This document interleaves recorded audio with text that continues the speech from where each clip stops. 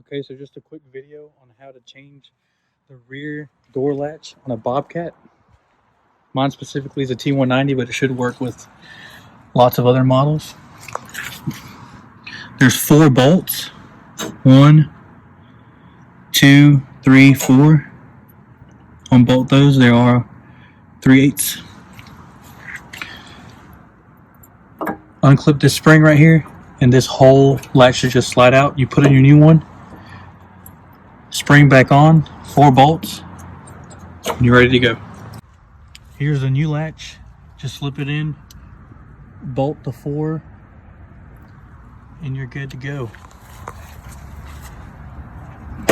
Show you. I did get this latch off of eBay. I think it was 30 bucks. Yeah, just a quick video.